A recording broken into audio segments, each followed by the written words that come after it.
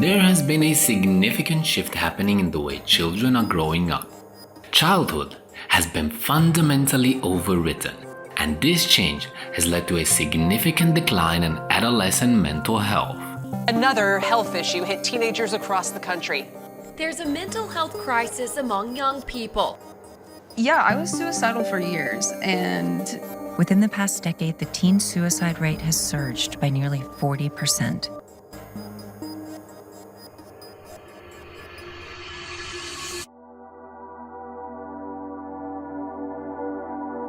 At the turn of the millennium, tech companies released products that promised to make our lives easier. But they also began to transform the lives of children, and parents quickly discovered that smartphones can occupy kids for hours. No one was entirely sure if this was safe, but it was generally accepted as okay. But these companies conducted no research into mental effects on young people. And when presented with evidence, they just denied it all. So by creating addictive content that replaced traditional play, they fundamentally changed childhood. And this shift happened on a massive scale, most intensely from 2010 to 2015. The only limit for children or the companies was the parental consent for children under 13. So this is considered adult on the internet. 13 years. But children can easily use fake birthdays, and this allowed them to access nearly anything online. 40% of children have Instagram accounts. 60% of world preteens have social media accounts. But laws have not changed since '98. Some updates did happen in Germany and the UK, but with absolutely no results.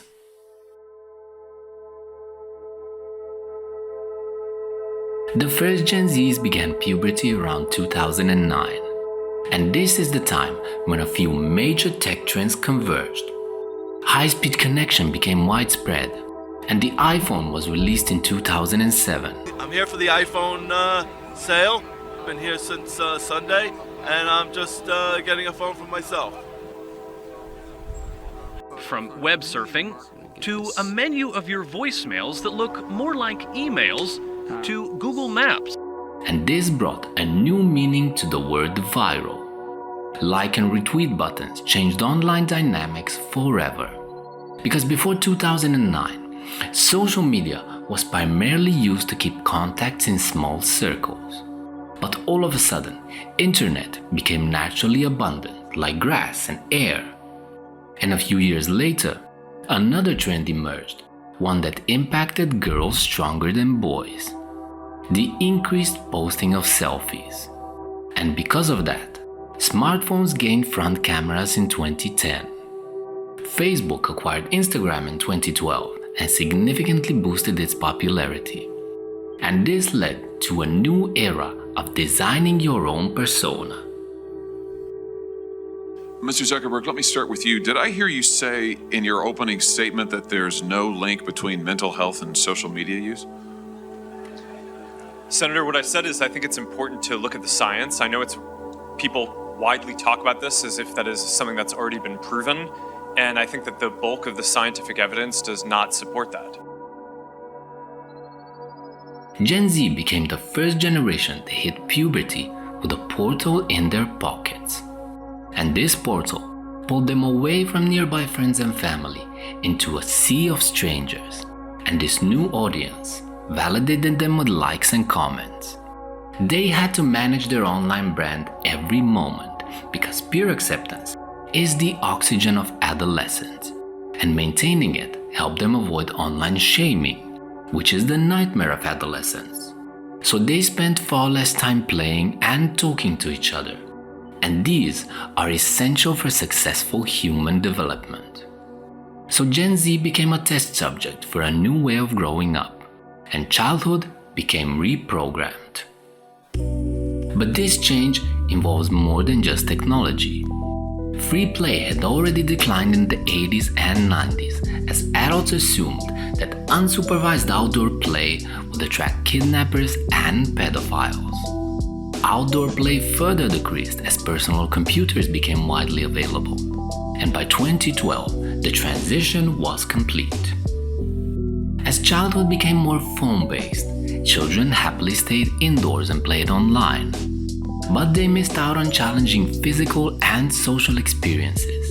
And these experiences are vital for children to overcome fears and become less reliant on parents. As social lives moved online, teenagers often found themselves in adult spaces, interacting with adults in harmful ways. So while parents were trying to eliminate physical dangers, they enabled independence in the virtual world. So the question becomes, is this trade-off acceptable? And the answer is no, of course. And this video will dive into details, effects, and possible solutions. So welcome to Why is Generation Z so depressed?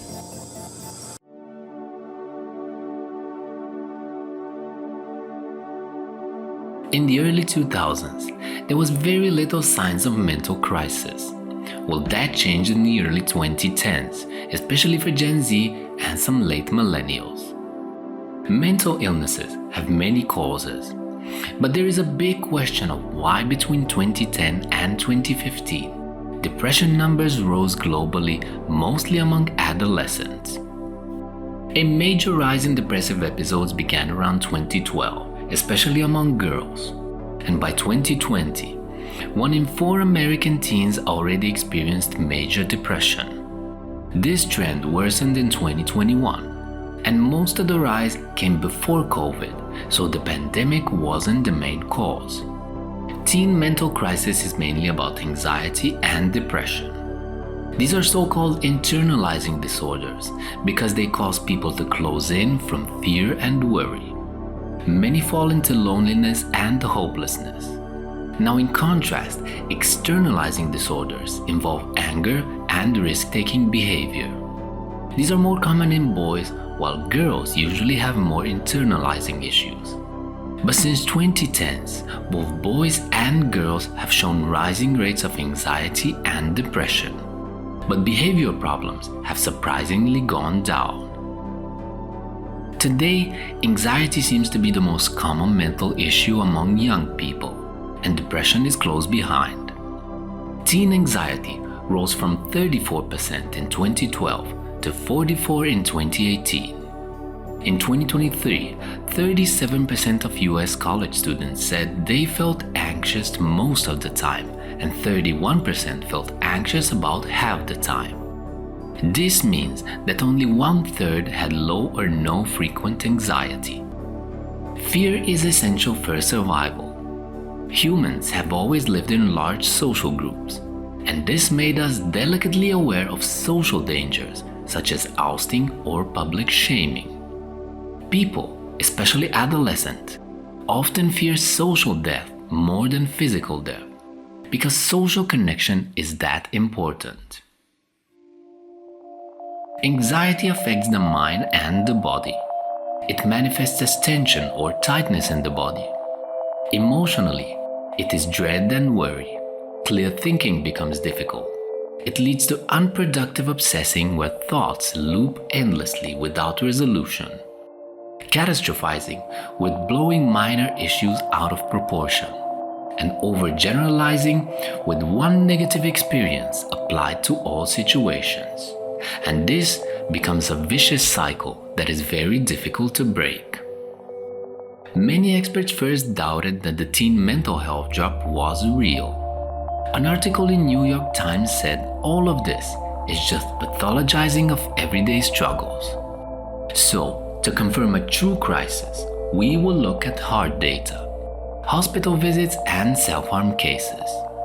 And from 2010 to 2020, self-harm among girls aged 10 to 14 tripled. For older teen girls, it doubled. But for women over 24, rates went down. And this suggests that something changed in the early 2010s that hit young girls hardest. Suicide Timeline tells a similar story. Adolescent suicides rose especially among girls. Between 2010 and 2021, suicide rates in young girls jumped to 167%. The rise in severe distress, self-harm, and suicide shows a real crisis that began a bit before 2010. The smartphone's launch in 2007 changed life for everyone. Every once in a while, a revolutionary product comes along that changes everything. By 2001, most homes had a personal computer, but teen mental health remained stable. But the second tech wave came with smartphones and the rapid increase in social media platforms. And by 2012, they dominated every moment of life. Just as girls' mental health began to drop sharply. Boys were affected too, but the patterns were different. This data will help explain how smartphones changed teen life. In 2011, 77% of US teens had cell phones, but less than 25% were smartphones. Most of them used family computers for social media, which limited their privacy and screen time. But that changed by 2016. 79% of teens and 28% of kids younger than 12 had smartphones.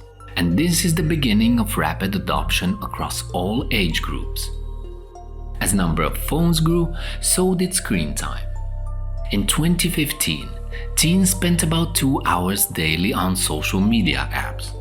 When including video games and streaming, it comes to 7 hours daily. In 2018, 25% of teens were online almost constantly. In 2022, that number rose to 46%. And this aligns perfectly with all the drops in mental health. A major turning point came in 2010 with the release of the iPhone 4 and the first front-facing camera. This made selfies quick and easy, and it fundamentally changed how people interacted with devices. People think their nose looks big in selfies, and it's driving them to get nose jobs. A 2017 poll found that 55% of facial plastic surgeons saw patients who wanted surgeries to make them look better in selfies. That was an increase of 13% from 2016. In that same year, same month, Samsung launched the same feature. And in the same year, Instagram was created as a smartphone-only application. Now, Instagram remained small until Facebook bought it in 2012, and it jumped from 10 million users to 90 million in just 1 year. So smartphone and social media truly gained critical mass in 2013. All of this became available anytime, anywhere, mostly for free. And it changed consumption habits entirely. Social habits, emotional growth, sleep patterns, even role models were all reshaped. The life of a teen with an iPhone in 2013 was profoundly different from the life of a teen with a flip phone in 2007. Some say Gen Z is depressed because the world is a mess. They point to 9/11, the wars, the financial crash, the student debt, the school shootings, and the climate change. But the timing doesn't fully support this. Millennials were teens during those times. They didn't see a major rise in mental illness. And why would financial struggles hit preteen girls the hardest? 11-year-olds don't worry about loans and gas prices. Some blame climate change, and while it is a real issue, history shows that such problems do not cause mass mental illness. And again, climate fears do not explain why preteen girls are most affected. Older teens are more aware of climate issues but are less affected. None of those theories explain why anxiety and depression spiked at the same time in so many countries. Events like the financial crash or US-specific problems do not address the timing or the global scope. The real shift wasn't the world. It was the way teens consumed the world. World events too complex for children were watched daily on their phones. Contagious emotions of panic, despair, and outrage were spread around about a supposedly collapsing world. And now we will explore the backstory, how fear and overprotection began, and how smartphones eliminated real-life experiences.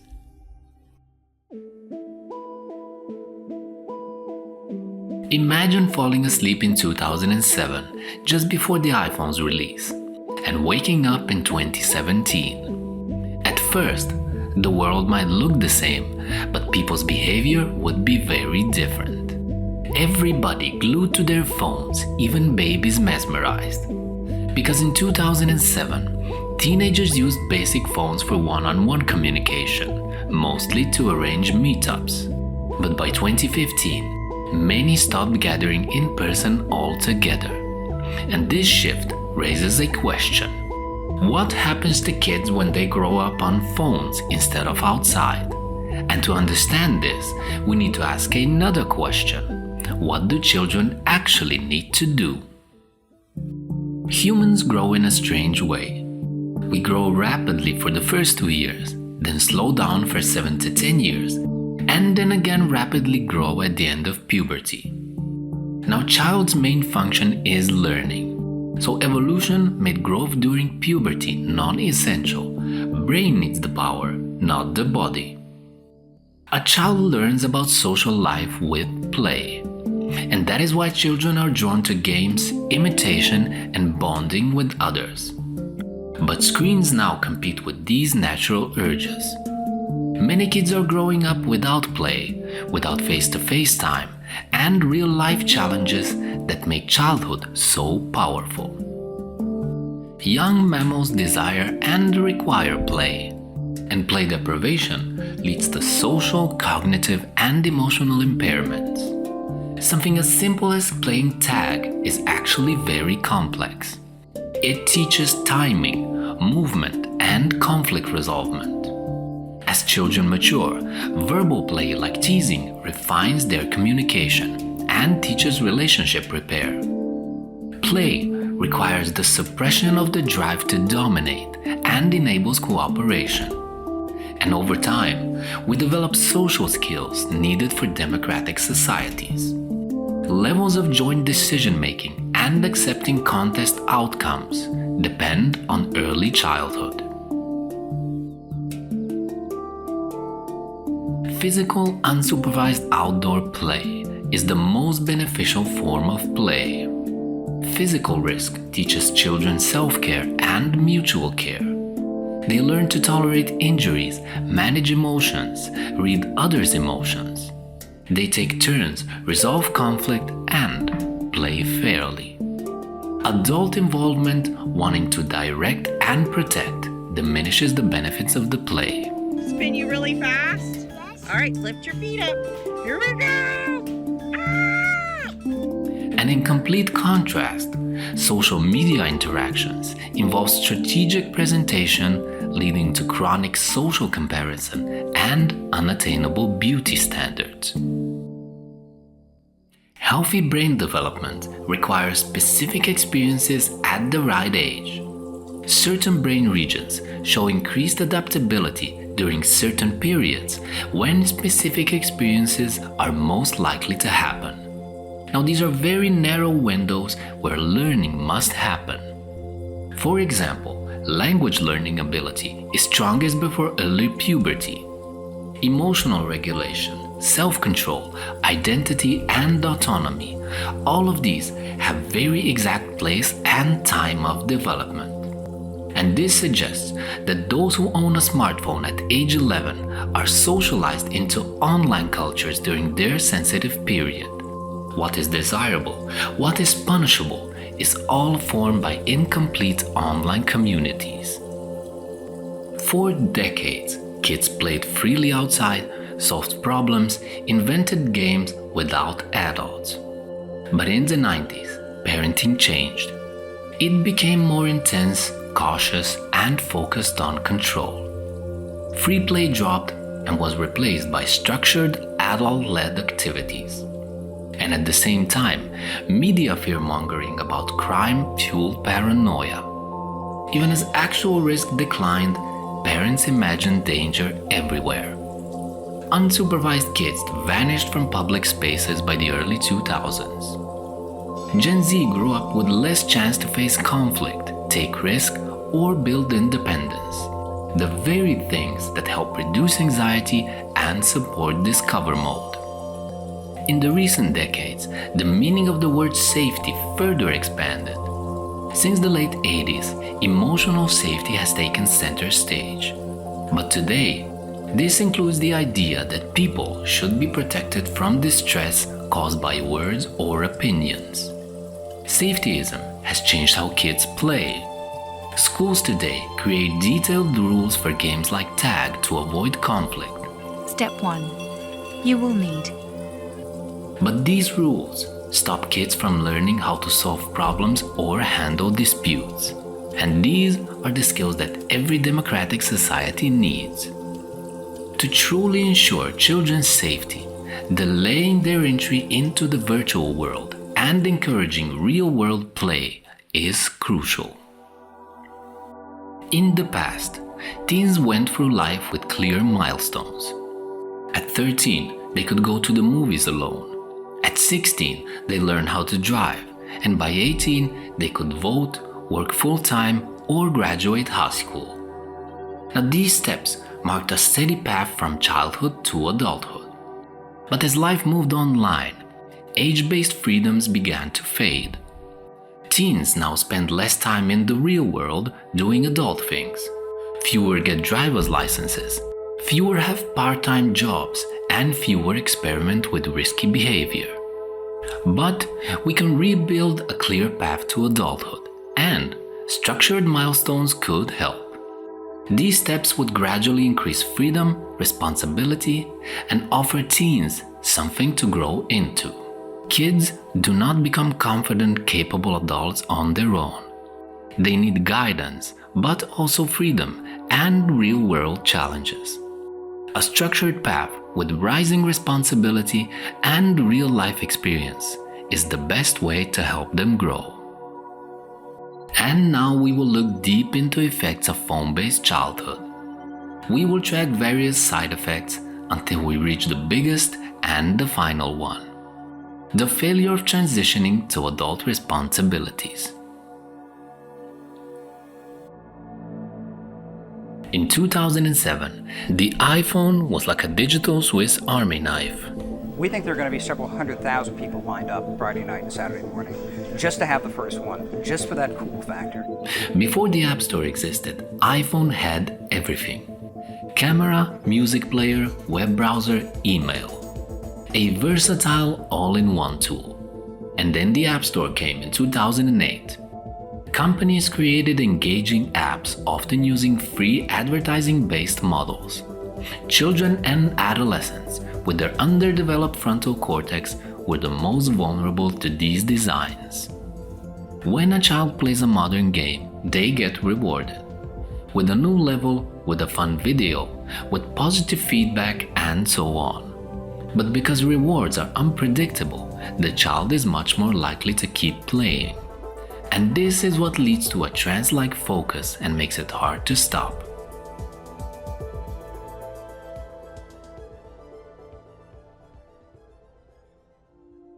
The shift to phone-based childhood has brought four main harms: social deprivation, sleep deprivation, attention fragmentation, and addiction. Children need face-to-face play for healthy social development. It builds trust, bonding ability, and social belonging. After 2009, we could see every day less high school students who meet with friends daily. This results in shallow friendships and a weakened sense of self. Smartphones are robbing teenagers of their sleep. The importance of sleep cannot be overstated. Teenagers are already going through puberty, which naturally changes their sleep cycles, and now their phones make it even worse. The blue light and the addictive content keep them awake, leading to poor performance and mental health problems. Young people receive an average of 190 alerts per day. This interruption hinders their ability to focus and engage in deep thought. It reduces performance, and just the presence of smartphones, even if unused, can reduce cognitive capacity. This fragmentation during adolescence interferes with executive function and skills. Even adults today cannot finish a single movie without grabbing a phone. The addictive nature of apps exploits the brain dopamine reward system. Like slot machines, they provide small addictive rewards. This creates compulsive behavior and craving for more. Withdrawal symptoms like anxiety, irritability, and insomnia are seen in teens separated from their devices. The impact on girls' mental health is enormous. Eating disorders and suicidal thoughts are on the rise since the early 2010s. Girls spend more time on social media platforms than boys. Visually oriented platforms like Instagram are rated the worst for their mental health. Here are 4 reasons why girls are particularly vulnerable. Girls are more affected by visual and social comparison. Platforms expose girls to judgment and unattainable beauty standards, and this leads to a drop in self-satisfaction, and it is linked to rise in anxiety. Unlike boys, whose aggression is often physical, girls' aggression targets relationships. Social media provides reasons and ways for relational aggression like cyberbullying. This magnifies their reach and impact. Girls share emotions more easily than boys, and this is why emotional contagion spreads more easily among girls. Influencers displaying symptoms often become models for others. It is not a coincidence that symptoms like Tourette's syndrome and gender dysphoria are on the rise. Social media is a significant factor. Girls are subjected to more predation and harassment. They face harassment from male classmates and also from older men. The normalization of sharing nude photos and subsequent blackmail creates a culture of fear and bullying. Boys are also struggling. Their disengagement from the real world shows up in more varied mental complications. A push-pull analysis will help explain this pattern. The real world feels less hospitable for boys and pushes them away with strict behavior expectations, with limited physical outlets, meaning less sport, with social rejections, stigma around expressing emotions, meaning the toxic masculinity, and uncertainty about future opportunities. As they are pushed away, the digital world offers alternatives that pull them in. Video games have clear goals and measurable progress. Online communities provide belonging and recognition. Virtual spaces offer more control over their lives, but it comes at a great cost.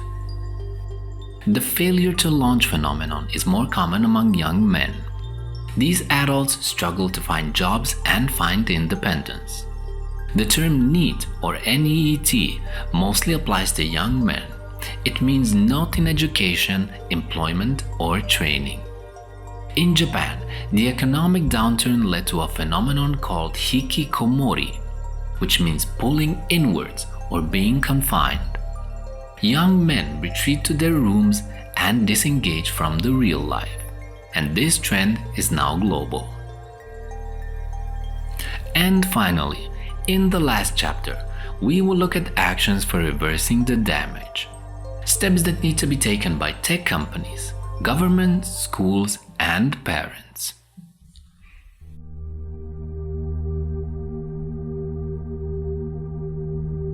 Childhood looks very different today from what it did just a generation ago. But fixing it isn't something one family alone can do. But there is good news.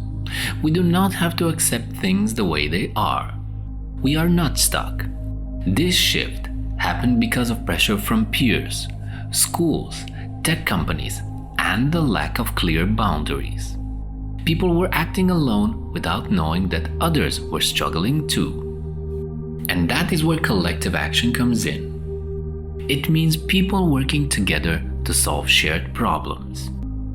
This chapter explores how collective action can bring back healthier, more grounded childhood. Change is possible if we move in the same direction. The way things are now didn't happen by accident. It happened because of market forces, peer pressure, and choices made by individuals. But if we act together, we can shift the balance. Sometimes when people make choices alone, it hurts the whole group. This is called the collective action problem. If everyone fished from the same pond, the fish would disappear. But if they agree to fish less, the pond stays full. Kids face a similar problem when they enter middle school. If some kids have phones and social media, others feel forced to join or be left out. Parents face the same problem. If your child says everyone else has a phone, it's hard to say no. As more parents give in, the pressure grows.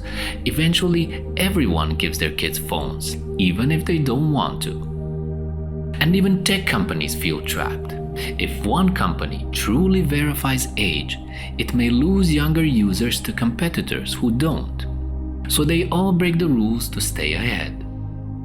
Now, another example is independence. It used to be normal for kids to play outside unsupervised, but today, if one parent allows it, they risk getting judged or even reported. So to escape these traps, we need to work together. And here are a few ways this can happen. Parents can join forces and form groups called Wait Until 8.